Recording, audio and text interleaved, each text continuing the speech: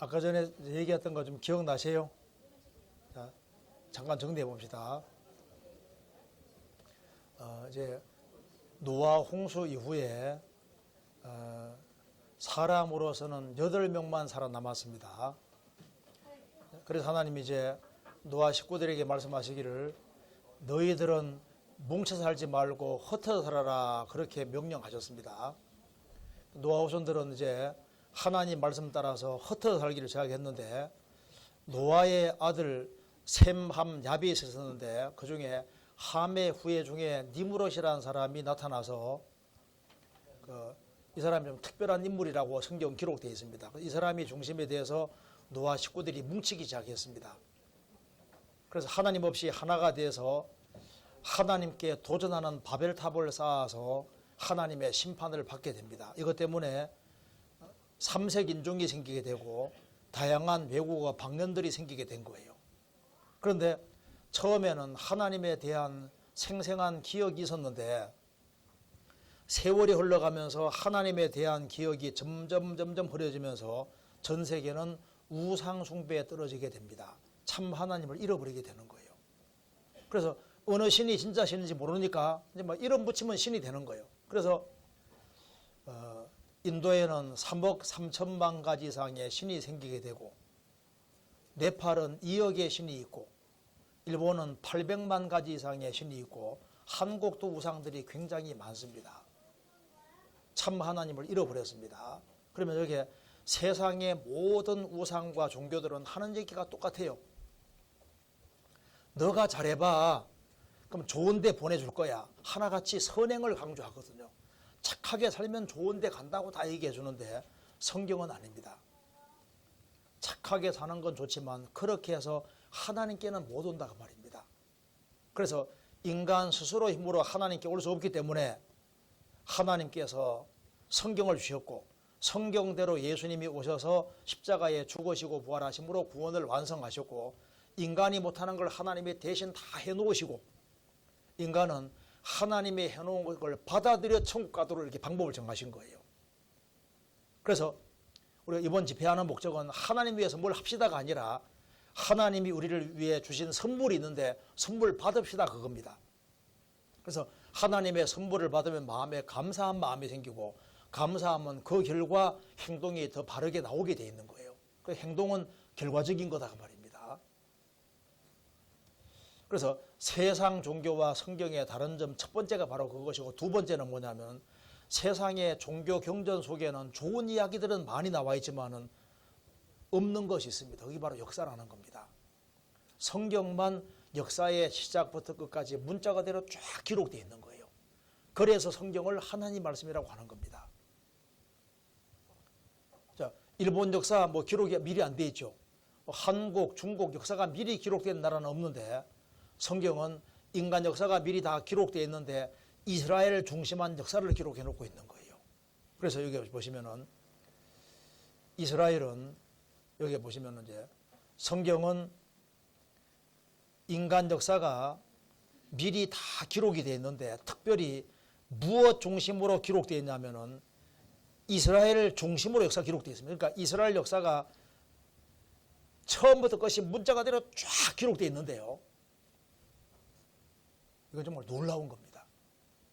그래서 성경이 하나님 말씀이지 않으면 아주 간단한 것이 이스라엘 역사는 아브라함 때부터 끝날 때까지 미리 다 기록이 되어 있으니까 성경 보고 이스라엘 보고 성경 보면 항상 일치하게 되어 있는 거예요. 우리가 전도하라고 할 때 러시아에 가서는 이스라엘 얘기를 많이 해줍니다. 왜냐하면 러시아 유대인들이 많이 살거든요. 미국도 유대인들이 많이 살지 않습니까? 그러니까 미국에 가서도 이스라엘 얘기를 쫙 해주면 놀래버리는 거예요. 왜? 이스라엘 역사가 미리 나와 있으니까.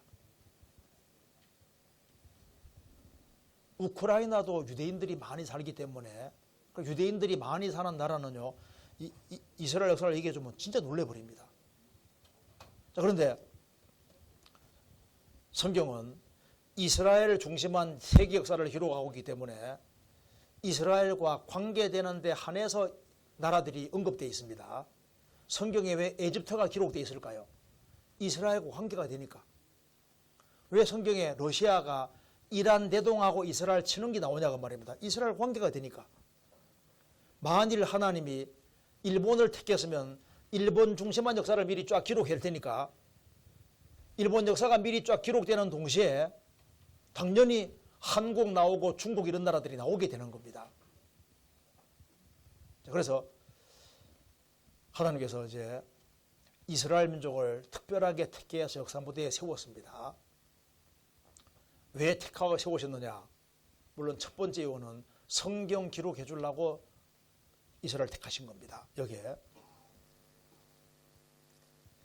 로마서 3장 1절 2절에 그런즉 유대인의 나음이 무엇이며 할례 유익이 무엇이뇨? 범사에 많으니 첫째는 저희가 하나님의 말씀을 맡았음이니라. 이스라엘 사람들은 8일 만에 할례를 받습니다. 아이 고추 앞을 잘라내는 게 할례입니다. 할례 받는데 할례는 8일째 받도록 되어 있는데 이 프로트롬빈이라는 수치가 프로트롬빈은 혈액을 응고시키는 겁니다. 태어나서 일생 중에 제일 많을 때가 딱 8일째입니다. 태어나 죽을 때까지 딱 하루 동안 이때만 제일 많이 나와서 8일째 딱 잘라야만 빨리 딱 굳어버리는 거예요. 빨리 이렇게 안 무는 거예요. 그래서 이스라엘은 8일째 할례를 받습니다. 그래서 이제 할례를 받았는데 도대체 유익이 도대체 뭐냐? 우선 그들은 하나님의 말씀이 맡아져 있는 거예요. 그래서 성경 기록해 주려고 이스라엘 택하신 거다 그 말입니다. 두 번째 이유는 로마서 5장 5절에 조상들도 저희 것이요 성경에 나와 있는 아브라함, 이삭, 야곱 이런 조상들도 유대인 것이요 육신으로 하면 그리스도가 저희에게 나셨으니 육신으로 하면 예수님도 유대인인 겁니다. 저는 만물 위에 계셔 세세의 찬양을 받으실 하나님이시니라. 아멘. 그러니까 하나님이 잠깐 사람으로 나시는 통도가 되려고 이스라엘 택하신 거예요. 그래서 하나님이 사람이 되신 분이 바로 예수님이다 그 말입니다. 세 번째 중요한 이유가 뭐냐 하면은 전 세계 사람에게 하나님을 보여주기 위해 택하셨기 때문에 이스라엘 보면 하나님 계신 걸 알 수 있습니다. 그래서 하나님이 하나님 계신 걸 보여주시려고 이제 이스라엘은 역사가 미리 기록되어 있는 민족입니다. 그래서 이스라엘 민족이 하나님의 시계인 거예요. 우리가 시계 보면 몇인지 알 수 있는 것처럼 이스라엘 역사가 이루어지는 만큼 역사가 이루어지니까 이스라엘 역사를 보고 역사가 어디까지 왔는지를 알 수 있다 그 말입니다. 그래서 이제 이스라엘 역사를 우리가 배우고 있는데요. 이스라엘 역사를 이해하는 데 있어서 제일 중요한 것이 뭐냐 하면은 이제 이스라엘이 하나님과 언약 맺은 것이 제일 중요한 거예요. 신명기 28장 찾겠습니다. 이제 이걸 알아야만 이스라엘 역사가 이해가 됩니다. 신명기 28장 1절 신명기 28장 1절 출애굽을 하고 난 이후에 맺은 계약입니다. 1절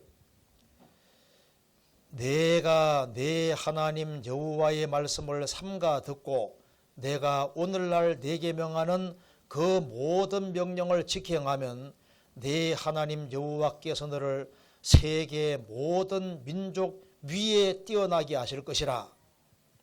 세계 모든 민족 대 이스라엘입니다. 내가 내 하나님 여호와 이름을 순종하면 이 모든 복이 내게 몸에 내게 미치리니 성읍에서도 복을 받고 들에서도 복을 받을 것이며 내 몸의 소생과 내 토지의 수산과 내 짐승의 새끼와 우양의 새끼가 복을 받을 것이며 내 광주리와 떡반죽 그릇이 복을 받을 것이며 내가 들어와도 복을 받고 나가도 복을 받을 것이니라. 이스라엘은 순종의 길을 걸어가면 이스라엘 땅에서도 잘 되고 해외가 잘 되고 무슨 일을 하든지 복받도록 정하신 겁니다. 7절 내 대적들이나 너를 치려하면 여호와께서 그들을 내 앞에서 패하게 하시리니 그들이 한 길로 너를 치러 들어왔으나 내 앞에서 7길로 도망하리라. 이스라엘이 순종의 길을 걸어가면은 적이 아무리 강한 적이 쳐들어와도 이스라엘 앞에서 망하도록 되어 있는 겁니다. 12절 여호와께서 너를 위하여 하늘의 아름다운 복을 이루사 내 땅에 때를 따라 비를 내리시고 내 손으로 하는 모든 일에 복을 주시리니 내가 많은 민족에게 꾸어 줄지라 너는 꾸지 아니할 것이요 여호와께서 너로 머리가 되고 꼬리가 되지 않게 하시며 위에만 있고 아래에 있지 않게 하시리니. 조건은 순종입니다. 이스라엘이 순종의 길을 걸어가면은 막 돈이 얼마나 많이 벌리는지 많은 민족에게 꾸어줄 것이고 너희들은 모든 민족의 머리가 되고 꼬리가 안 되고 위에만 있고 아래에 있지 않게 될 것이다. 반대로 이제 불순종하면 이게 뒤집어지는 겁니다. 15절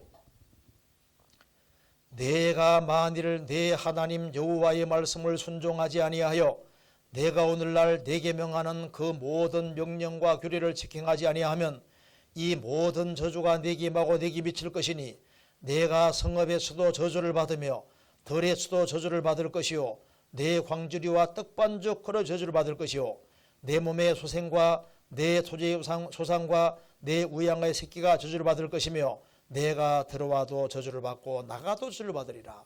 불순종의 길을 걸어가면 이스라엘은 이스라엘 땅에서도 안 되죠. 해외 나가도 안 되죠.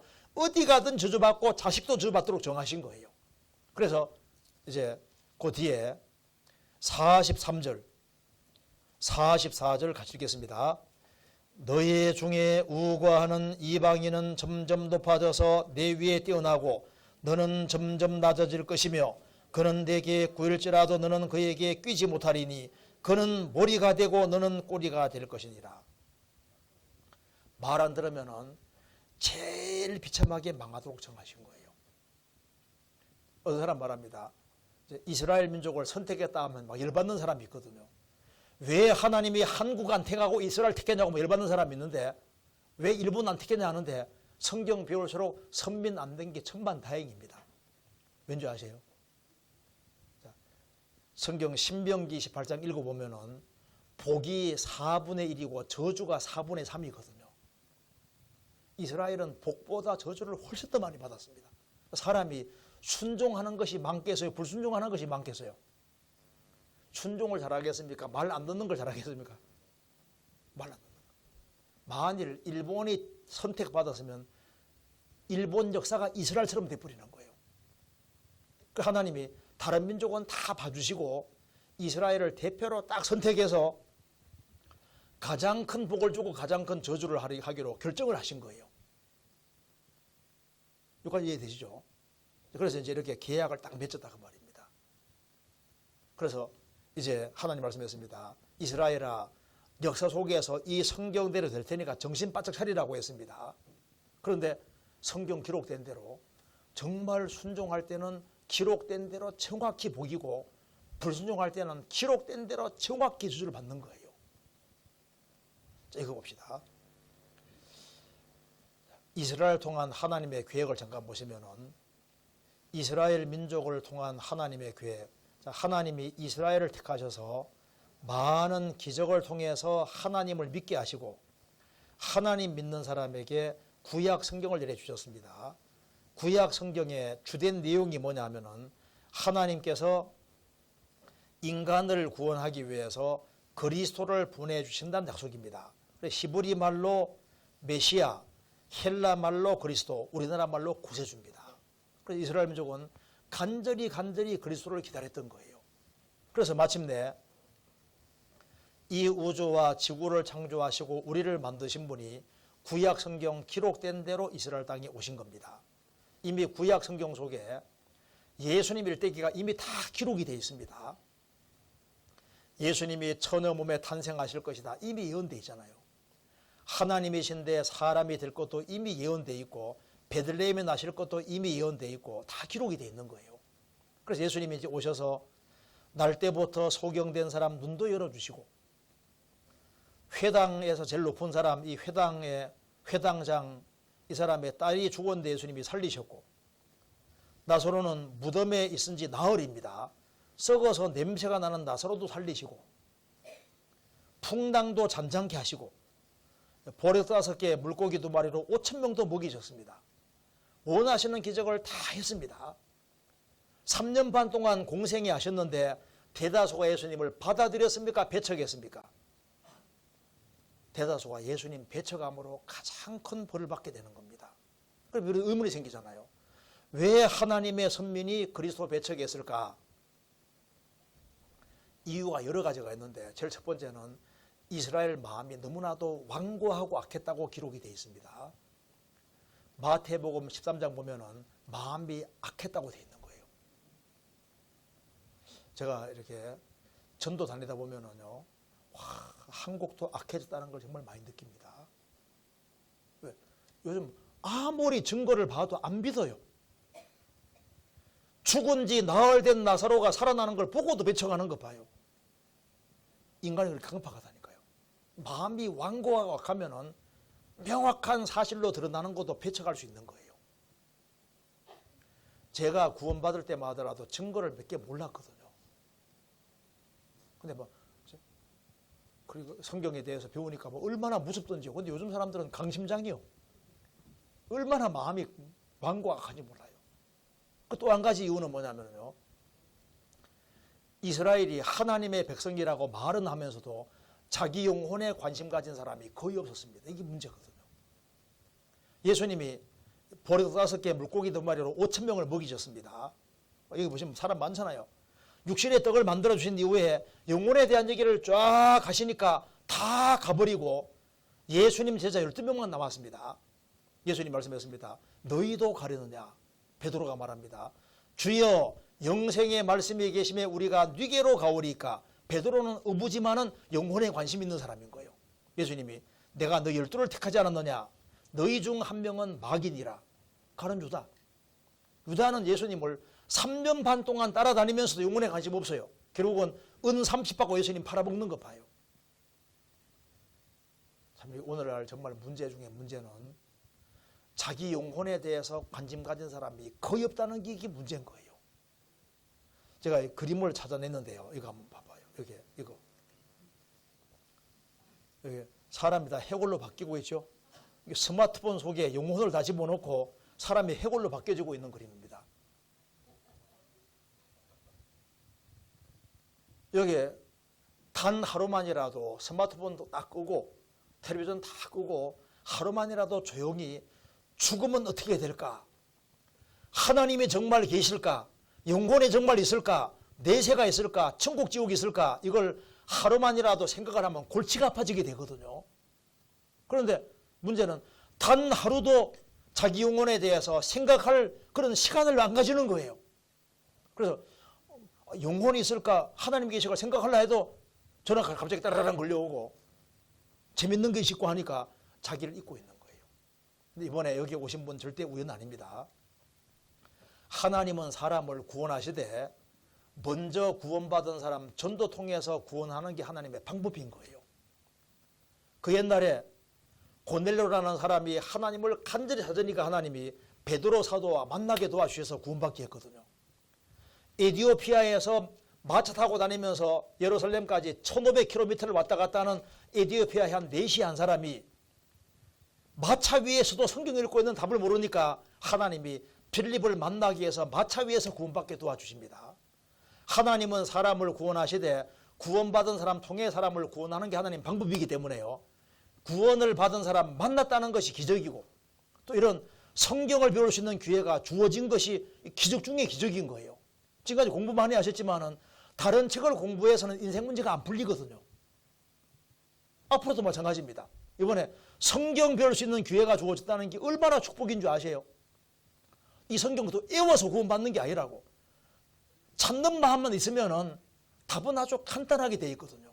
구원받는 것은 이게 선물이라면은 하나님이 준비하신 선물을 그냥 받아들이면 되는 거예요. 공짜다, 공짜. 이렇게 쉽게 되어 있는데 기만 기울이면 그냥 금방 깨달을 수 있는 거예요. 십자가의 표적과 같은 강도는 십자가 위에서 당장 구원받았잖아요. 구원받는 건 뭘 하는 게 아니라니까요. 아무리 죄가 많은 사람도 하나님은 가장 쉽게 해놨기 때문에 기만 기울여 들으면 그냥 깨우치게 되어 있는 거예요. 이번에 이런 기회가 주어진 것이 정말 축복인 줄 아셔야 됩니다. 문제는 순서대로 듣는 것이 참 중요한 거예요. 아마 여기에 이제 계속해서 이제 듣는 사람들은요, 분명히 인생에 해답이 있으면 찾아야 되겠다, 그런 마음이 있는 사람이 듣거든요. 그래서 예수님 당대 이스라엘 백성들이 영혼에 관심이 없었어요. 참 지금 저도 이제 전도하러 많은 나라를 다녀보는 가운데, 와, 한국도 점점 악해지고 있습니다. 그런데 이제 우리 한국의 교회가 한 220개 이상 되거든요. 그런데 이번에 학위 수양회할 때 7차에 걸쳐 수양회를 했는데, 한 10,000명 가까운 사람들이 이제 7차례에 참석했는데, 침례를 받은 사람 숫자가 5,198명 침례를 받았거든요. 그러니까 한국이란 나라가 참 이렇게 강팍해지고 있지만 그래도 아직 찾는 사람들이 있다고 말입니다. 일본도 마찬가지일 겁니다. 정말 인생에 뭔가 답이 있다면 찾아야 되겠다는 그런 마음을 가진 사람은 찾도록 하나님 도와주십니다. 그런데 이스라엘이 예수님 배척한 결정적인 이유는 뭐냐 하면은 이것 때문입니다. 여기 구약에 보면은 하나님이 사람으로 오시는데 대조적인 모습이 예언되어 있는 거예요. 하나는 고난 받으시는 그리스도, 우리의 죄를 짊어지고 우리의 죄를 처리하는 그리스도가 구약에 자세히 예언되어 있고, 또 하나는 왕으로 오시는 그리스도, 세계를 정복하는 그리스도에 대한 예언이 자세하게 기록되어 있는데, 하나님의 계획은 예수님이 먼저 초림하셔서 우리의 죄를 짊어지고 죄를 처리하셔서 영혼의 구원을 완성하시고 복음이 전 세계 전파된 이후에 다시 재림하실 때 왕이 되는 게 하나님의 계획이었던 겁니다. 그런데 이스라엘은 하나님께 불순종한 죄로 바벨론 시대부터 이방인 지배를 받습니다. 기원전 586년 연이어서 페르시아의 지배를 받고, 그 다음에 헬라의 지배를 받고 로마의 지배를 받을 때 예수님이 오셨으니까 이스라엘은 하나님께 불순종한 죄로 거의 한 600년 가까이 이방인 압제를 받았습니다. 그런데 그들이 압제받은 근본 이유는 죄니까 죄에서 건져주는 그리스도를 바라야 되는데, 그들은 자신들이 망하는 이유를 죄로 생각하지 않았습니다. 그들은 단순히 민족의 독립을 원했던 겁니다. 그래서 예수님 같이 능력이 많으신 분이 나라를 독립시켜주면 좋은데, 예수님은 가난한 자가 복이 있다고 하시고 죄 세계 얘기하고 구원받을 걸 말씀하시니까 유대인 기대하고 너무 안 맞으니까 기대가 반감으로 바뀌어서 예수님 배척하는 길을 택하게 되는 겁니다. 근데 예수님은 유대인들이 배척한다고 죽을 분이 아니잖아요. 예수님은 유대인의 배척을 이용해서 죽으시고 부활하심으로 오히려 구원을 완성하시고, 예수님 죽이라 죽이라 한 사람들 죄도 예수님 짊어졌기 때문에 부활하신 이후에 다시 믿을 수 있는 기회를 주셔서 그때 회개한 사람들이 구원받아서 3,000명 5,000명 구원받아서 이제 교회가 시작이 됩니다. 그런데 예수님이 부활하신 이후에 다시 믿을 수 있는 기회까지 저버린 유대인들에게는 정말 저주가 내려왔던 거예요. 이미 구약에 이스라엘이 예수님을 배척하면 받을 벌이 자세히 예언되어 있었는데, 그 한 대목을 보도록 합시다. 여기 레위기 26장. 여기 예수님 모시기 1500년 전에 기록되어 있었던 겁니다. 레위기 26장 14절. 레위기 26장 14절. 예수님 모시기 1500년 전에 모세가 기록한 겁니다. 26장 14절. 레위기 26장 14절. 그러나 너희가 내게 청종치 아니하여 이 모든 명령을 준행치 아니하며 나의 규례를 멸시하며 마음에 나의 법도를 싫어하여 나의 모든 계명을 준행치 아니하며 나의 언약을 배반할진대 16절부터 17절까지 벌이 내려옵니다. 18절. 너희가 그렇게 되어도 내게 청종치 아니하면 20절까지 벌이 내려오고, 21절. 너희가 나를 거스러 내게 청종치 않을진대 22절까지 벌이 내려오고, 23절. 이런 일을 당하여도 너희가 내게로 돌아오지 아니하고 나를 대항할진대 26절까지 벌이 내려오고, 27절. 너희가 이같이 될지라도 내게 청종치 아니하고 내게 대항할진대 끝까지 대항하면은 내가 진도로 너희에게 대항하되 너희 죄를 인하여 7배나 더 징책하리니 너희가 아들의 고기를 먹을 것이요 딸의 고기를 먹을 것이며 자녀 고기 먹는다고 예언했습니다. 그리고 32절 33절은 같이 읽겠습니다. 그 땅을 황복케 하리니 거기 거하는 너희 대적들이 그것을 위하여 놀랄 것이며 내가 너희를 열방 중에 흩을 것이요 내가 칼을 빼어 너희를 따르게 하리니 너희의 땅이 황무하며 너희 성읍이 황폐하리라. 이 말씀대로 아까 전에 배운 대로 이스라엘은 끝까지 말 안 들으면은 아들의 고기, 딸의 고기 먹을 것이다. 정말 자녀 고기를 먹었지 않습니까? 그리고 이스라엘 땅을 황무지로 만들 것이다. 그런데 이스라엘 땅은 젖과 꿀이 흐르는 땅입니다. 그런데 참 놀라운 것은 AD 135년에 로마 황제가 법을 세워 유대인들을 유랑민족으로 뽑아내서 유랑민족으로 만들고 난 이후에 이스라엘 땅에 신기한 일이 벌어졌는데 신명 28장에 예언된 대로 하나님이 하늘을 닫아서 비를 안 내리십니다. 그리고 이제 이스라엘 남쪽은 아라비아 사막, 사우디 사막이 있으니까 사막에서 시로코라는 열풍을 불게 해서 모래 동반한 바람을 불게 해서 이스라엘 땅에 덮쳐서 실제로 이스라엘 땅을 황무지로 만들어버린 거예요. 이스라엘 땅을 황무지로 만들 것이다. 그 말씀대로 정말 이스라엘 땅이 황무지가 되어버렸습니다. 그리고 내가 너희를 열방 중에 흩을 것이요 135년에 유랑민족이 되고 내가 칼을 빼어 너희를 따르게 할 것이다. 2000년 동안 이스라엘 민족이 가는 곳곳마다 죽임을 당했지 않습니까? 이 말씀이 그대로 이루어졌습니다. 그리고 여기에 38절 같이 읽겠습니다. 38절에 너희가 열방 중에서 망하리니 너희 대적의 땅이 너희를 삼킬 것이라. 대적의 땅이 삼킨다는 것은 유대인들을 집단적으로 죽인다는 말씀인데요. 이스라엘이 집단적으로 계속 죽임당하는 일이 역사 속에서 그대로 벌어진 겁니다. 그래서 여기에 우리 잠깐 살펴본 대로 이스라엘 민족은 그리스도를 배척하면서 말했습니다. 예수님 죽이는 핏값을 우리와 우리 손에게 돌리십시오. 이 말대로 이 그리스도를 끝까지 대적하는 사람에게는 벌이 정말 내려왔잖아요. 지금은 여기 사진이 다 남아 있으니까 볼 수가 있습니다. 여기 보시면은 자, 내가 너희를 열방 중에 흩을 것이다.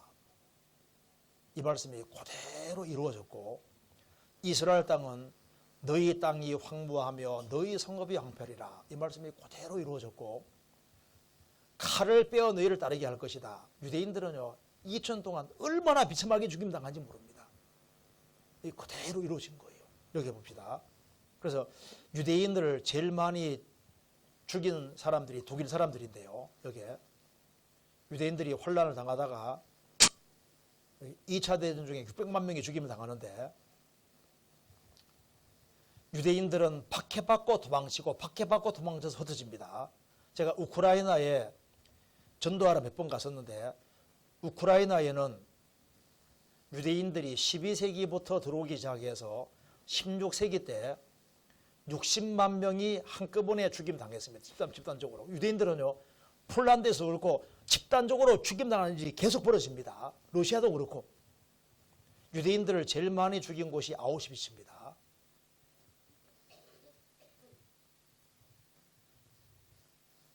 그래서 아우슈비츠에서 유대인들을 제일 많이 죽였는데 아버지는 매일 아침 발코니에서 유대인을 향해서 사냥총을 쐈다. 나치 장교 딸이 대신 사죄해서 아침 일어나면은 수용소에 유대인들을 향해서 총을 빵빵 쏴 죽이는 거예요. 유대인들을 열차로 싣고 와서 죽였습니다. 단지 유대인이라는 이유 때문에. 그리고 유대인 수용소가 그대로 보존되어 있고 이 사람이 엘리 위젤인데 노벨상 탄 사람입니다. 15살 때 유대인 학살을 목격했다. 엘리 위젤. 유대인 수용소입니다. 그리고 이중 철조망으로 되어 있었고 6000볼트 고압 전류가 흐르고 있었습니다. 이 사람은 도망가다가 감전돼 죽었는데 본보기로 그냥 그대로 둔 겁니다. 이 사람은 자살했습니다. 아예 그냥 철조망에 갖다 대버린 거예요. 너무 힘드니까. 유대인들에게는 죄소번호를 새겼습니다. 심지어 애들에게도 죄소번호를 새겼는데 보이죠? 애들에게도. 그리고 유대인들을 죽일 때는 여기 코와 귀를 깎아버리고 옷을 벗기고 장식을 뺏어간다는 말씀이 성경에 나와 있는데 과거에 이런 일이 간간히 있다가 20세기 때 대거 있었잖아요. 유대인들을 너 유대인이지 아니라 그러면요 아랫돌이 딱 뺏겨봅니다. 유대인들 할례 받았거든요. 그래서 유대인들이 자기가 유대인이 아니라고 발뺌했다가 유대인으로 들통나면요 유대인들 코를 실제로 깎아버리고 귀 깎아버리고 또 유대인 죽일 때 옷을 벗긴다고 되어 있지 않습니까? 민족적으로 옷 뺏김 당해서 죽임 당한 민족이 이스라엘 민족입니다. 민족적으로 이게 수치지 않습니까? 이런 일들이 이스라엘 역사 속에서 그대로 벌어지게 되는데 이런 민족은 없는 거예요. 그런데 이것이 우리와 관계가 있는데 깨서씨를 만들어 유대인들을 죽입니다. 지고론 삐라는 가시를 마서 유대인들을 죽였는데요. 불고자들은 1차로 깨서실에 집어넣고 희생자 머리털을 7톤 담요도 만들었다. 여자들 머리털을 싹 잘라 잠수함 방수로 사용도 하고 유대인들의 신발, 안경, 의복이 쌓여 있습니다. 근데 이것이 우리와 무슨 관계가 있을까요? 유대인들 신발을 모아놨는데 그리고 여기 보시면은요, 이게 유대인 2로 만든 금괴입니다. 의학 실험에 인체를 제공했습니다. 온갖 병균을 주사하고 유대인들을 실험도구로 사용했습니다. 처녀 다리를 쫙 째서 실험도구 사용하고 대충 꼬매난 겁니다. 생체 실험 장면입니다. 유대인 산 사람인데 해골 잘라 실험도구 사용한 겁니다. 유대인 40명을 실험용으로 죽였다. 유대인 이렇게 망하다가 우리 시대에 회복이 되는데요. 이것이 우리와 무슨 관계가 있을까요? 여기 비디오 한번 잠깐 봅시다. 여기 이거를 한번 볼까요? 여기 잠깐 봅시다. 史上最悪のユダヤ人迫害者となったアドルフ・ヒトラー。アーリア民族の優越性を叫んだナチスは1939年ユダヤ人狩りに乗り出す。ユダヤ人の印としてダビデの星をつけさせ、彼らをゲットーと呼ばれる隔離地区に押し込めた。さらに戦争が激しくなると今度は牛馬のごとく列車に詰め込んで収容所に送り込んだ。そして1942年ナチスが始めた恐るべき行為、最終的解決。ユダヤ人を裸に向き次々とガス室へと送ったのである。虐殺されたユダヤ人の数は実に600万人にも及んだ。それこそはユダヤ人が国を持たず2000年にもわたって流浪の民であったことが呼んだ悲劇だった。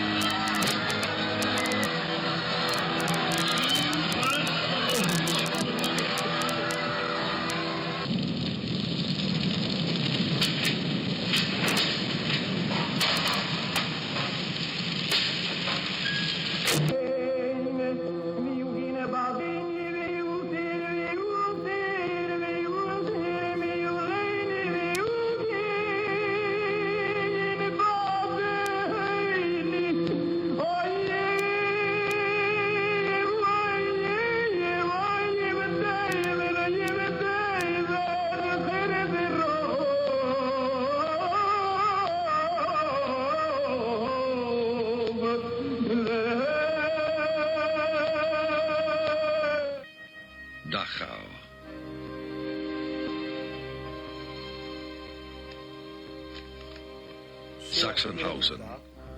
수용 소리를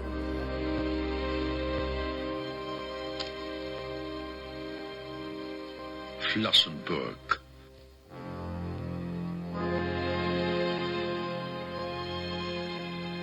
Bergen-Belsen.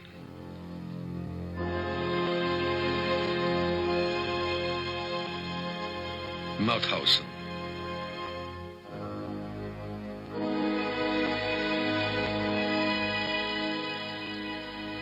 Ravensbrück.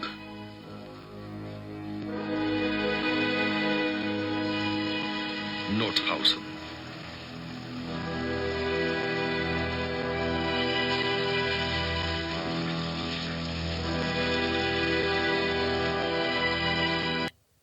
그런데 이제 이것이 우리와 관계가 있거든요. 예수님이 뭐라 말씀하셨냐면은 여기에 누가복음 23장 11절에 푸른 나무에도 이같이 하거든 마른 나무에도 어떻게 되리고 하시니라. 푸른 나무는 이스라엘 가르치고 마른 나무는 이방이 가르칩니다. 푸른 나무가 잘 타면은 마른 나무는 훨씬 덜 탑니다. 하나님의 선민인 이스라엘이 그리스도 배척함으로 2000년 동안 환난 당했다면은 마른 나무 같은 이방인이 그리스도 배척하면 어떻게 될 것이냐? 영원한 지옥이 있기 때문에 하시는 말씀인 거예요. 그래서 예수님이 누가복음 12장 4절 5절에서 말씀했습니다. 내가 내 친구 너희에게 말하노니 몸을 죽이고 그 후에는 능히 더 못하는 사람들을 두려워하지 말라. 마땅히 두려워할 자를 내가 너희에게 보이리니 곧 죽인 후에 또한 지옥에 던져넣는 권세 있는 그를 두려워하라. 내가 참으로 너희에게 이르노니 그를 두려워하라. 예수님 말씀하시기를 육체 죽이는 사람을 무서워하지 말고 누구든 태어난 이상 한번 죽어야 되는데 정말 무서운 것은 뭐냐 하면은 죽인 후에 지옥에 들어가는 이것이 더 무서운 것이다. 그러니까 이스라엘이 불순종할 때마다 형벌을 받았는데 그게 문자 그대로 사실인 것처럼 심판이 실제라는 것을 주님께서 알려주신 겁니다. 그래서 이스라엘 민족은 망했는데요. 영원히 망한 것이 아닙니다. 누가복음 21장 예수님이 이렇게 말씀해 주셨습니다. 이스라엘 민족은 형벌을 받는 기간이 계속되는 것이 아닙니다. 누가복음 21장 이게 놀라운 말씀이 있습니다. 21장 24절 예수님이 직접 하신 말씀입니다. 24절에 저희가 유대인들이 칼날에 죽임을 당하며 모든 이방에 사로잡혀 가겠고 예루살렘은 이방인의 때가 차기까지 이방인들에게 밟히리라. 예수님 말씀하신 대로 유대인들은 칼날에 죽임 당하고 전 세계 유랑민족이 됐습니다. 예루살렘은 언제까지 망하느냐? 이방인의 때가 차기까지다. 이거 봅시다. 예루살렘은 이방인의 때가 차기까지 밟힌다고 했는데 우리 시대에 놀라운 일이 벌어졌습니다. 여기가 예루살렘인데 지금 여기에 가장 중요한 자리가 바로 이 자리인데 이게 해고 사원입니다. 이슬람 사원이 있는 자리 여기를 제외하고 나머지는 다 어떻게 되어 있습니까? 지금 여기가 회교도인의 구역이에요. 여기를 못 받습니다. 왜? 알라신을 믿고 있는 나라가 주변에 50개 이상 나라가 있으니까 여기 차지하면 종교 전쟁이 벌어지니까 원래 여기에 솔로몬 성전이 있던 자리인데 아랍 사람들이 수세기 전에 들어와서 여기에 알라신 섬기는 여기에다가 세우는 회교 사원 딱 지어놓은 거예요. 여기에 제외하고는 이스라엘이 밟고 있다 그 말입니다. 이스라엘이 여기 차지하는 날이 오면 어떻게 되는 겁니까? 이방인 때는 자동으로 끝나버리는 거예요. 그런데 보세요. 이스라엘이 1948년 5월 4일에 독립을 하고 1967년에 6.1 전쟁으로 예루살렘 되찾았습니다. 그런데 2017년에 트럼프 대통령이 뭐라 했습니까? 우리는 예루살렘을 수도로 인정한다 그랬지 않습니까? 지금 여기 예루살렘을 이스라엘이 차지하고 있는데 제일 중요한 자리를 제외하고는 이스라엘이 다 밟고 있는 거예요. 지금 우리 시대는 이방인 때가 막 끝나가는 시대고 이제 이스라엘 민족은 본격적으로 회복되는 시대인 거예요. 성경에 이스라엘이 마지막 때가 되면 회복된다는 말씀이 얼마나 많이 나와 있는데 그 말씀이 지금 우리 시대에 그대로 이루어지고 있는 겁니다. 성경 에스겔 36장. 에스겔 36장.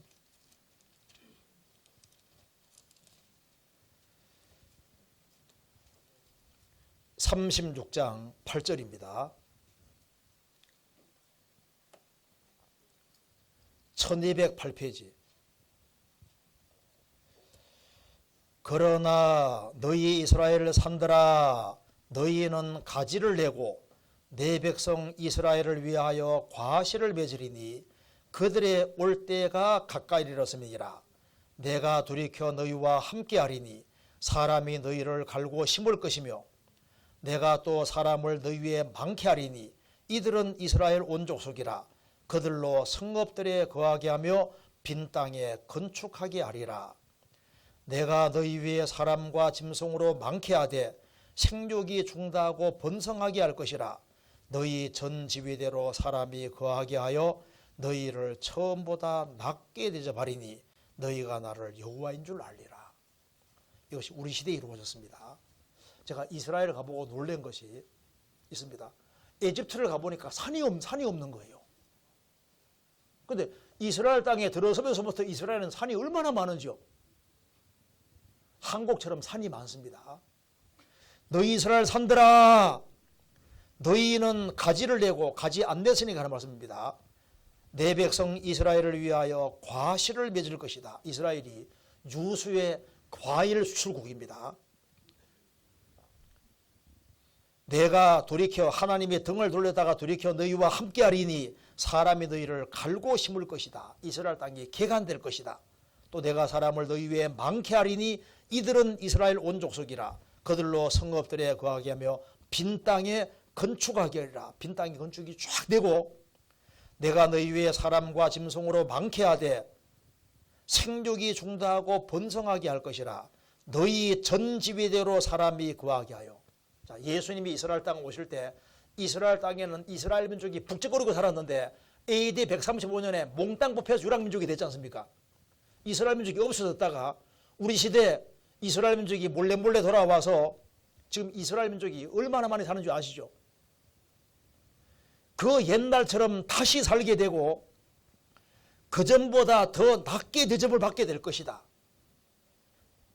너희가 나를 여호와인 줄 알리라. 이것이 우리 시대에 그대로 이루어졌잖아요.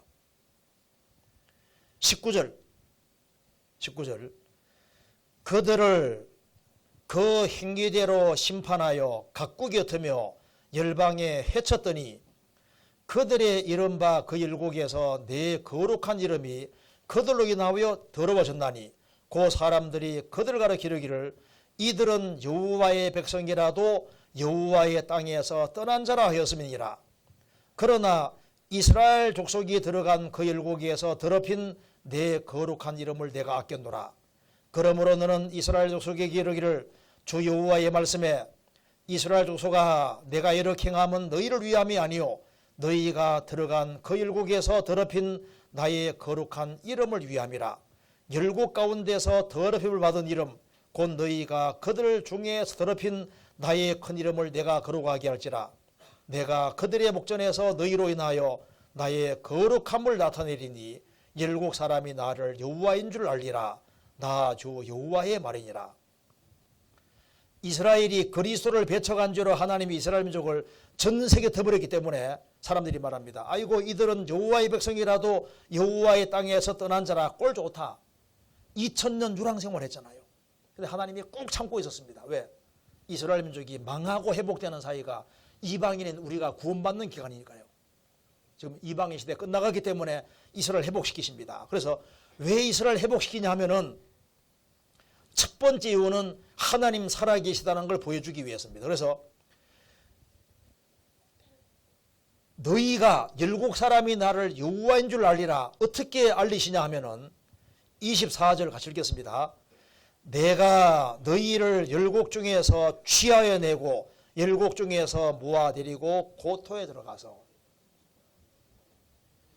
이스라엘 민족을 이스라엘 땅에 이끌어 들이심으로 여호와가 하나님인 것을 보여주겠다. 어떻게 됐습니까? 우리 시대에 이스라엘이 정확히 이스라엘 땅에 돌아갔습니다. 이거 봅시다.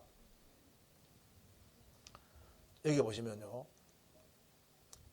하나님이 이스라엘 백성들을 이제 모아서 고토로 이끌어 드린다고 했습니다. 이 사람이 데오드르 헤럴절이라는 사람입니다. 헝가리계 죄인인데 1897년에 스위스 바젤에서 유대인 지도자들이 같이 모였을 때 이 사람이 의장으로 당선이 됩니다. 그래서 이제 이 사람이 중심이 되어서 시오니즘 운동이라고 유대인들이 이스라엘 땅에 돌아가는 운동을 벌입니다. 그때가 1900년 전후에서 이제 이스라엘 민족이 이스라엘 땅에 돌아가는 운동을 벌이는데 이스라엘이 황무지 자체일지라도 돌아가자 해가지고 이스라엘 민족이 몰래 돌아오는 겁니다. 그래서 1948년에 이제 독립을 하는데요.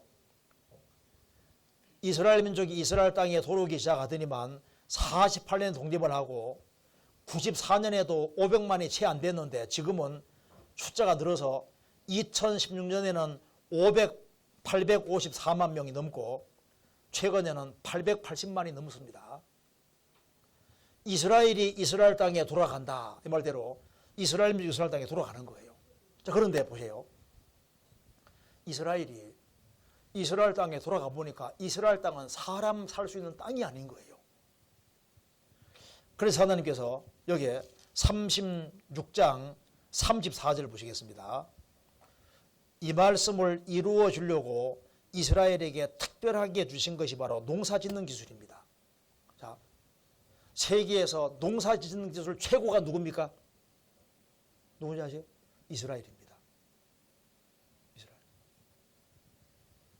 사막에서도 농사 짓는 나라가 이스라엘입니다. 우리나라의 새마을 운동도 이스라엘 땅에서 배운 겁니다. 여기 봅시다. 34절에 전에는 지나가는 자의 눈에 황무하게 보이던 그 황무한 땅이 장차 기경 경작이 될지라 사람이 이르기를 이 땅이 황무하더니 이제는 에덴 동산같이 되었고 황량하고 적막하고 무너진 성읍들의 성벽과 거민이 따리니 너희 사면에 남은 이방 사람이 나 여호와가 무너진 곳을 건축하며 황무한 자리에 심은 줄 알리라. 나 여호와가 말하였으니 이루리라. 저도 1995년에 이스라엘 땅에 다녀왔습니다. 이 말씀이 실감나는 거죠. 수없이 많은 사람이 성지순례하면서 말했습니다. 적과 꿀이 흐르는 땅이 어떻게 이렇게 황무지가 됐는가 했는데 지금 갔다 오는 사람은 이 황무하던 이스라엘 땅이 이제는 에덴 동산같이 되었다. 그 이유는 뭐냐 하면은 너희 사면에 남은 이방 사람이 나 여호와가 무너진 곳을 건축하며 황무한 자리에 심은 줄 알리라. 나 여호와가 말하였으니 이루리라. 이게 2600년 전의 기록입니다. 2600년 전에 하신 말씀이 우리 눈앞에서 그대로 딱 이루어진 거예요. 이거 보시겠습니다. 자, 이 황무한 이스라엘 땅이 옥토로 정말 바뀌었습니다. 1856년에 마크 트웨인이라는 사람이 이스라엘 땅과 중동을 다녀와서 이제 적은 내용 기행문인데요. The Innocent Abroad라는 책인데 이 책에 보면은 자신이 갈릴리 호수에서 예루살렘까지 40마일 64km를 가면서 나무 한 그루가 없더라 그 말입니다. 그리고 사람 한 명 지나가는 거 못 봤다 그 말입니다. 그러면서 말하기를 이스라엘은 사람 사는 것이 거의 불가능하다고 했는데 1900년 전후에서 이스라엘 민족이 이스라엘 땅에 몰래 들어오더니만 땅을 완전히 바꿔버린 거예요. 이스라엘 민족이 이스라엘 땅을 개간해서 벌써 84년에 55% 이상 개간하고 지금은 이스라엘 땅을 이거 완전히 바꿔놓은 겁니다. 황무지 한복판에서부터 완전히 바꿔놓은 거예요. 황무지를 구워서 적과 꿀의 땅으로 바꾸었다. 피와 눈물로 꽃피운 약속의 땅, 피와 땀의 나라 이스라엘. 제가 이스라엘 가보니까 정말 놀라운 것은요, 꽃 한 송이가 있어도 여기에 항상 물이 나오게 되어 있습니다. 이스라엘은 한국하고 일본하고 땅 자체가 달라요. 비가 내리면 땅 속에 얼마에 다 들어가 버립니다. 하나님이 안 도와주면 절대 농사 못 짓는 땅이 이스라엘 땅인 거예요. 그래서 이스라엘 민족이 갈릴리 호수물을 끌어들여서 이스라엘 전 국토를 녹화시켰습니다. 정말 기가 막히게 되었습니다. 네게보 사막까지 다 녹화시켰습니다. 내가 자산 벌거숭이 산에 강을 열며 골짜기 가운데 샘이 나게 하며 광야로 못이 되게 하며 마른 땅으로 샘 근원이 되게 할 것이며, 이 말씀이 그대로 된 겁니다. 그리고 또 이 과일 맛이 또 제일 좋은 것이 하필이면 또 이스라엘이에요. 이스라엘이 세계 유수의 과일 수출국입니다. 그리고 여기에 빈 땅에 건축하게 하리라, 그 말씀대로 이스라엘 빈 땅에 건축이 쫙 돼서 이스라엘 땅이 완전히 바뀌었습니다. 지금 이스라엘 땅이요, 옛날하고 완전히 달라졌습니다. 이스라엘 민족이 1900년 전후에서 이스라엘 땅에 와서 이제 집을 지어가면서 이렇게 바꾼 거예요. 이렇게 바꾼 겁니다. 여기에 이거 보시면 좀 이해되실 겁니다. 여기에 원래 이스라엘 땅이 이렇게 생긴 땅인데, 황무지인데 이스라엘 땅을 이렇게 새파랗게 다 바꾼 거예요. 땅이 이렇게 바꿔진 겁니다. 이것이 우리 눈앞에서 그대로 이루어진 겁니다. 이거 누구 말씀입니까? 사람이 꾸며낼 수 없잖아요. 적과 꿀이라는 땅이 2000년 동안 황무지가 된 것도 실제고, 우리 시대도 갑자기 이스라엘 땅이 또 완전히 바꿔진 것도 실제다 그 말입니다. 에스겔 37장 1절, 이건 더 놀라운 말씀입니다. 여호와께서 권능으로 내게 마시고 그 신으로 나를 데리고 가서 골짜기 가운데 두셨는데 거기 뼈가 가득하더라. 나를 그 뼈 사방으로 지나게 하시기로 본즉 그 골짜기의 전면에 뼈가 심이 많고 아주 말랐더라. 그가 내게 이르시되 인자야, 이 뼈들이 능히 살겠느냐 하시기로 내가 대답하되 주 여호와여 주께서 아시나이다. 하나님이 마른 뼈를 막 가득히 보여주신 거예요. 이게 살겠느냐? 하나님이 아시죠. 에스겔이 따라하니까 살아납니다. 7절, 이에 내가 명을 쫓아 대언하니 대언할 때에 소리가 나고 움직이더니 이 뼈 저 뼈가 들어맞아서 뼈들이 서로 연락하더라. 내가 또 보니 그 뼈에 힘줄이 생기고 살이 오르며 그 위에 가죽이 덮이나 그 속에 생기는 없더라. 또 내게 이르시되 인자야, 너는 생기를 향하여 대언하라. 생기에게 대언하여 이르기를 주 여호와의 말씀에 생기야, 사방에서부터 와서 이 사망을 당한 자에게 불어 살게 하시다 하라. 이에 내가 그 명대로 대언하였더니 생기가 그들에게 들어가매 그들이 곧 살아일어나 서는데 극히 큰 건데더라. 에스겔이 따라하니까 뼈들이 쫙 붙어서 힘줄이 오르고 살이 오르고 가죽이 덮이고 생명의 기운 들어가면서 극히 큰 군대가 됐습니다. 이런 걸 보여주셨다 그 말입니다. 여기에 이 마른 뼈를 가득히 보여주셔요. 에스겔이 보니까 마른 뼈가 가득한데 하나님 말씀을 탁 따라하니까 이 마른 뼈들이 샥 살아서 극히 큰 군대가 되는 걸 탁 보여주신 거예요. 그리고 해석하셨습니다. 그 뒤에 11절, 또 내게 이르시되 인자야, 이 뼈들은 이스라엘 온 족속이라. 그들이 이르기를 우리의 뼈들이 말랐고 우리의 소망이 없어졌으니 우리는 다 멸절되었다 하느니라.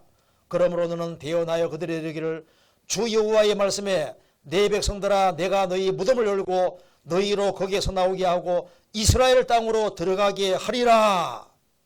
마른 뼈가 누구라고요? 이스라엘. 이스라엘 땅으로 들어가게 하리라. 이스라엘 땅에 정확히 들어갔잖아요. 그리고 그 뒤에 해석했습니다. 21절, 이게 얼마나 놀라운 말씀입니까?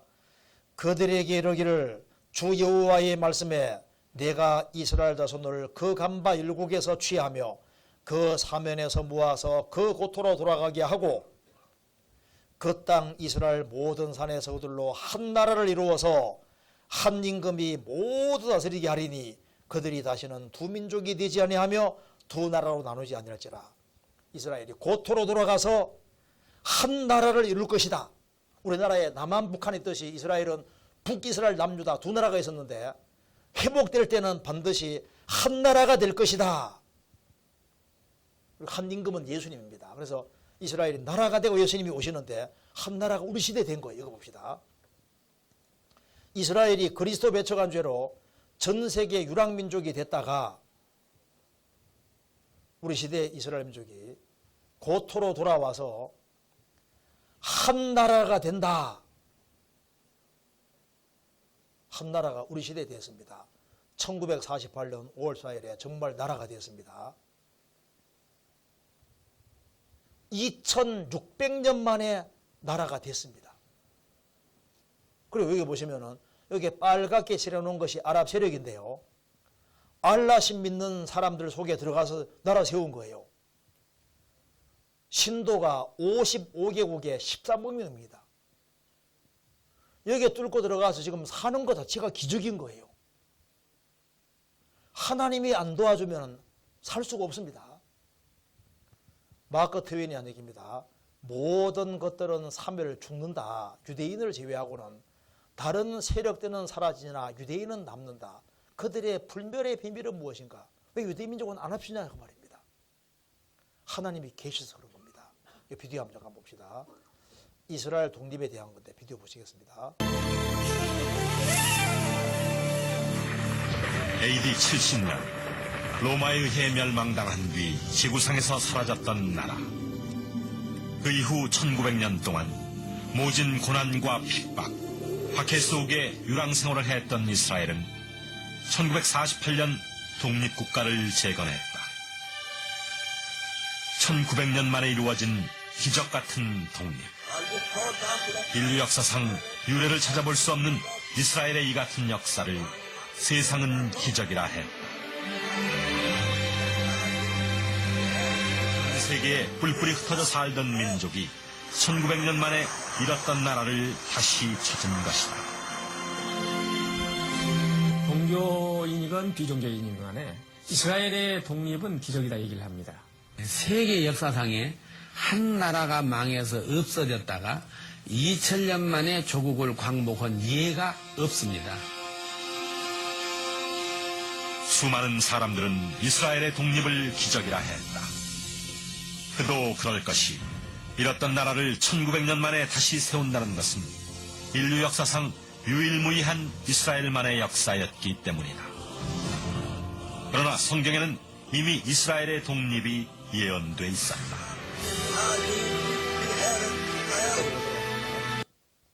이스라엘의 독립이 성경에 이미 딱 기록되어 있잖아요. 그래서 이제 이스라엘 독립하고 난 다음에 아랍하고 전쟁할 때마다 누가 이깁니까? 이스라엘 이기죠. 그 성경에서 말씀하기를 이제 이스라엘 독립하고 난 다음에 아랍이 전쟁할 때 절대 못 이긴다고 되어 있습니다. 그래서 여기에 이제 여기 보시면요. 성경에 예언되어 있기를 이스라엘이 이제 이스라엘 땅으로 돌아오고 나라를 세우고 강한 나라가 된다고 성경에 예언되어 있는데 이사야 60장에 나와 있습니다. 강한 나라가 됐고 그리고 이제 이스라엘 민족이 이제 전 세계와 전쟁을 하게 되는데 스가랴 12장 보면은 예루살렘을 취하게 하는 잔이 되게 할 것이고 예루살렘을 무거운 돌이 되게 하겠는데 이스라엘을 치는 나라들은 크게 상한다고 했습니다. 그래서 지금 이스라엘과 아랍이 전쟁할 때 1차, 2차, 3차, 4차 이스라엘 다 이겼다는 거 아시죠? 전쟁했다면 이스라엘 이깁니다. 6.1 전쟁 때는 아랍과 이스라엘 전쟁했는데 6일 만에 대승리를 하고 이스라엘 주변 나라들이 둘러싸고 전쟁했는데 6일 만에 이겼잖아요. 이제 성경은 말씀하기를 여기 보시면요. 이제 최후의 전쟁을 하면은 누가 이길까요? 러시아하고 이스라엘하고 전쟁을 이제 시작하면서 세계 전쟁이 되는데 성경에서 이스라엘이 이긴다고 예언이 딱 되어 있습니다. 에스겔 38장 보시겠습니다. 간단하게 배워보겠습니다. 38장 1절 여호와의 말씀이 내게 임하여 가라사대 인자야 너는 마곡 땅에 있는 곡 곧 로스와 메섹과 두발 왕에게로 얼굴을 향하고 그를 쳐서 예언하여 이르기를 주 여호와의 말씀에 로스와 메섹과 두발방 고가 내가 너를 대적하여 너를 돌이켜 갈고리로 내 아가리를 깨고 너와 말과 기병 곧 내 온 군대를 끌어내되 완전한 갑옷을 입고 큰 방패와 작은 방패를 가지며 칼을 잡은 큰 무리와 그들과 함께한 바 방패와 투구를 갖춘 바사와 구스와 북과 고멜과 그 모든 때와 극한 북방의 도갈마 소속과 그 모든 때 곧 많은 백성의 무리를 너와 함께 끌어내리라. 이거 보시겠습니다. 이게 정말 놀라운 예언입니다. 여기 만일 전쟁이 터져서 여기 이제 이런 일이 벌어지면 어떻게 될까요? 이제 이게 스모 선수하고 싸워서 애가 이기면 어떻게 되는 겁니까? 애 배후에 누가 있는 거예요. 그렇죠? 이스라엘하고 전쟁할 때마다 이스라엘이 이깁니다. 이게 이유가 있는 거예요. 배후에 하나님이 계시는 겁니다. 여기에 요거 잠깐 보시면요. 지금 이게 러시아와 이스라엘이 전쟁을 할 때 이제 이스라엘을 치는 세력에게 딱 기록이 되어 있는데요. 여기에 로스가 러시아를 말하는 겁니다. 메섹은 히브리 말로 메섹, 헬라 말로 모스키고 두발은 토볼스크인데요. 이거 잠깐 보세요. 그리고 여기 보면은 동맹하는 나라가 보시면은 여기 봐봐요. 바사가 페르시아입니다. 구스가 에디오피아하고 붓이 리비아거든요. 고멜 두갈마인데 이 사람이 이제 로버트 로스라는 영국의 주교인데 지금부터 300년 전에 이 내용을 써놨습니다. 이걸 한글로 번역해서 잠깐 읽어드리면은 영국 런던의 로스 주교는 지금부터 300년 전인 1713년에 에스겔 38장 39장에 대해서 이렇게 말하였다. 에스겔의 예언은 의심할 바 없이 이스라엘이 이스라엘 땅에 돌아올 때인 세상의 마지막 때와 관련되어 있다. 로스는 스키치안, 옛날 러시아 지역의 야만족입니다. 스키치안 거주민들을 의미하는데 그 말에서 러시아 사람들이라는 이름이 유래되었다. 이 가공할 이스라엘 땅의 침공을 하나님께서 패배시킬 것이다. 페르시아 사람들, 이란, 이라크, 동쪽으로 아프가니스탄, 남쪽으로 에디오피아 사람들, 서쪽으로 무어인들, 리비아 사람들이 이 러시아 침략에 동참할 것이다. 그리고 1909년에 스코필드라는 미국의 성경학자는 에스겔 37장 38장에 대해서 이렇게 말했습니다. 저는 이해할 수도 없고 설명할 수도 없지만 러시아가 이스라엘을 침략할 것이라고 했습니다. 성경에 나오니까. 그런데 이게 왜 이해가 안 된다고 했냐 하면은 당시에 이스라엘 나라가 없었고 러시아는 기독교 정교의 국가입니다. 러시아는 1000년 동안 기독교 나라거든요. 모르신 분도 있을 겁니다. 원래 러시아가 기독교 국가예요. 기독교 국가. 그래서 이스라엘, 러시아가 나라가 되고 얼마 안 돼서 기독교를 받아들여서 1000년 동안 기독교 국가였거든요. 그래서 러시아는 비운이 많은 민족입니다. 땅덩어리는 근데 외침을 많이 받았는데 예수님 말씀하시길 뭐라 했습니까? 오른밤 치면 어떻게 하라고요? 맨몸 돌라고 그러지 않습니까? 그러니까 방언에서 공격을 못하는 거예요. 그러니까 계속 얻어 터져서 러시아는 문학이 발달되어 있고 고통을 많이 받은 민족인데 러시아가 기독교국가인데 이스라엘 친다니까 이해가 안 되잖아요. 그런데 갑자기 어떤 일이 생겼냐 하면은 볼셰비키 혁명이 일어나서 1917년에 러시아가 갑자기 뭐가 됐습니까? 공산주의 국가가 바뀌어버린 거예요. 그래서 100년도 안 되는 짧은 시간 내에 기질이 완전히 바뀌었습니다. 제가 러시아 전도하러 20번 이상 갔었는데 러시아가 공산주의라는 걸 잊고 전도했거든요. 그래 붙잡혀가지고 지금 몇 년 동안 못 들어갑니다. 이 러시아가 공산주의 국가거든요. 공산주의. 그러니까 러시아가 지금 여기에 이스라엘 친다고 성경에 예언되어 있는데 언제 러시아가 이스라엘 칠 것이냐 성경 예언 에스겔 38장 39장에 답이 나와 있다는 겁니다. 여기 보시면요. 여기가 바로 마곡 땅입니다. 로스가 여기입니다. 러시아 지역입니다. 그리고 여기에 토볼스크는 여기입니다. 여기 토볼스크 나오죠? 과거에 토볼스크는 가장 큰 준비다. 토볼스크. 근데 여기는 옛날에 민족밖에 없었는데 야만족밖에 없었는데 8세기, 9세기경에 외침을 받으면서 살아남으려고 루스라는 국가를 형성하게 됩니다. 그리고 얼마 안 돼서 기독교를 받아들여서 기독국가가 됐는데 갑자기 공산주의로 딱 바뀌어버린 거예요. 그리고 동맹하는 나라가 나와 있는데 페르시아, 에티오피아, 리비아, 고멜, 도갈마. 페르시아는 1935년에 이름을 이란으로 바꿨습니다. 구스는 에티오피아입니다. 붓은 리비아입니다. 그래서 러시아가 이란, 이디오피아, 리비아, 도갈마는 터키와 이지방입니다. 고멜은 동굴아파, 이스라엘 둘러싸고 이스라엘 쳐들어오는 겁니다. 근데 러시아하고 이란이 제일 가깝잖아요. 러시아, 이란 원전 건설 지원 강행, 미국 반대도 불구하고 150명 파견, 러시아, 이란 21년 만에 군사 교류, 러시아, 이란 급속 밀착, 이란의 핵전쟁선은 이스라엘을 공격 목표로 삼습니다. 공격 목표로. 이란 대통령이 이스라엘을 지도서 없애버려야 된다. 이란은 이스라엘을 세계 평화의 가장 큰 적으로 간주합니다. 그리고 아야톨라라는 이란 종교 지도자는 우리는 팔레스타인을 해방시켜야 되는데 그러기 위해서는 이스라엘의 암을 제거해야 된다. 이스라엘 암으로 생각하는 거예요. 러시아, 이란의 핵연료 공급, 미국은 에서 태연, 이스라엘은 이란과 30일 전쟁을 준비하고 있습니다. 자, 이란과 이스라엘 결국 전쟁합니다. 성경에 전쟁한다고 되어 있거든요. 러시아는 이란 수도 테헤란을 공격하는 건 곧 모스크바를 공격하는 거다. 이디오피아는 친소로 가 있고 리비아도 마찬가지입니다. 그리고 여기에 고멜은 에드워드 기본이 쓴 로마 제국 세망사에 보면은 독일은 동굴아파라고, 옛날 독일 지역 명칭이 고메르, 고메룬트, 고메르트가 나타나 있다. 이게 동굴아파 지역을 고멜이라 불렀습니다. 그러니까 이렇게 되는 거예요. 그리고 도갈마는 터키입니다.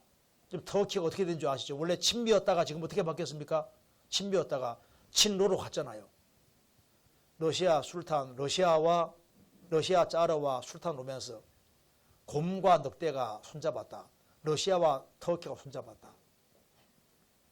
그래서 여기에 러시아가 페르시아, 이디오피아, 리비아, 고멜과 도갈마 뺑 둘러싸고 이스라엘 쳐들어옵니다. 쳐들어오면 어떻게 될까요? 비디오 한번 잠깐 보시겠습니다. 에스겔 예언자는 마지막 날에 고기 이끄는 많은 군대가 북방에서 나타날 것이라고 경고했습니다. 대부분의 학자들은 이 침략군이 러시아가 이끄는 연합군이라는데 의견을 같이 하고 있습니다. 고대 메색은 오늘날의 모스크바를 이르고 고대의 두발은 오늘날의 토볼스크를 말합니다. 에스겔 예언자는 오늘날의 이란인 페르시아와 리비아, 에티오피아도 참전하며 마지막에 이스라엘의 멸절을 꾀한다고도 경고했습니다. 그럼 여기에 러시아가 쳐들어오면 어떻게 될까요? 여기에 성경에 이렇게 되어 있습니다. 에스겔 38장 7절 8절 간단하게 한번 배우겠습니다. 7절 8절 너는 스스로 예비하되 너와 네게 모인 무리들이 다 스스로 예비하고 너는 그들의 대장이 될지어다. 러시아가 대장 되어 있습니다. 8절 여러 날 후 곧 말년에 내가 명령을 받고 그 땅 곧 오래 황무하였던 이스라엘 산에 이르리니 그 땅 백성은 칼을 벗어나서 일국에서부터 모여들어오며 이방에서부터 나와서 다 평안히 거하는 중이라. 2000년 정도 황무하였던 이스라엘 산 칼에 죽임당하다가 벗어나서 전 세계에서 모여들어오며 이방에 나와서 평안히 거하는 중이라. 우리 시대입니다. 12절 같이 읽겠습니다. 물건을 겁탈하며 노략하리라 하고 내 손을 들어서 황무하였다가 지금 사람이 거치 않은 땅과 일국 중에서 모여서 짐승과 재물을 놓고 세상 중앙에 가는 백성을 치고자 할 때, 자, 읽어봅시다. 이거 정말 놀라운 건데요. 여기에 이제 이스라엘이 있으면은 왜 러시아가 이스라엘 치려고 하냐 하면은 성경 이사야 60장에 보면 이렇게 되어 있습니다. 마지막 때가 되면은 이스라엘에게는 바다의 풍부가 들어오고 열방의 재물이 온다고 했는데요. 이스라엘은 석유가 안 나오는 나라인데 우리 시대에 대박이 났습니다.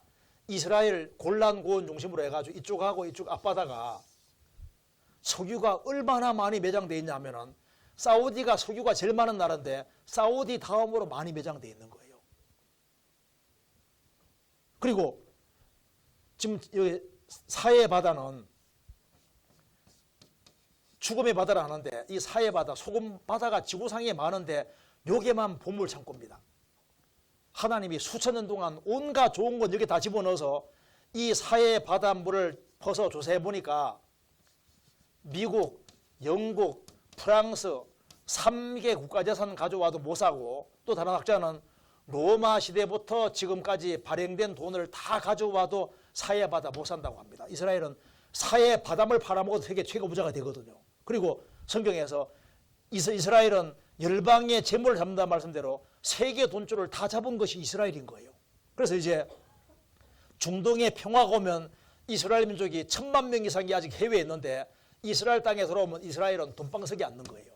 그래서 러시아가 물건 겁탈한다는 말이 맞습니다. 러시아가 경제적으로 문제가 심각한데 여기에 마지막 대역에 이스라엘만 딱 차지하면 어떻게 되는 겁니까? 경제적인 문제는 끝나버리는 거예요. 그래서 물건을 겁탈하며 노력하리라 하고 내 손을 들어서 황무하였다가 지금 사람이 거처하는 땅 맞잖아요. 열국 중에서 모여서 짐승과 재물을 얻고 세상 중앙에 관한 백성을 치고 잔다. 그리고 이스라엘은 세상 중앙에 관한 백성이 맞습니다. 그리고 이스라엘 정북방은 모스크바예요. 러시아입니다. 그래서 여기에 그 뒤에 저게 이렇게 나옵니다. 에스겔 38장 15절에 내가 내 고토 극한 북방에서 많은 백성 곧다 말을 탄 큰 떼와 능한 군대와 함께 오되 구름이 땅에 덮인 같이 내 백성 이스라엘을 치러 오리라. 고가 끝날에 내가 너를 이끌어다가 내 땅을 치게 하리니 이는 내가 너로 말미암아 이방 사람 목전에서 내 거룩함을 나타내어 그들로 다 나를 알게 함이니라. 극한 북방에서 끝날에 이스라엘 쳐들어올 것이다. 이스라엘 극한 북방은 러시아밖에 없습니다. 전쟁 결과 39장 2절 너를 돌이켜서 이끌고 먼 북방에서부터 나와서 이스라엘 산 위에 이르러 내 활을 쳐서 내 왼손에서 떨어뜨리고 내 화살을 내 오른손에 떨어뜨리리니 너와 내 모든 때와 너와 함께한 백성이 다 이스라엘 산에 엎드러지리라. 러시아가 망하는 까지 다 기록이 돼 있어요. 그러니까 봐요.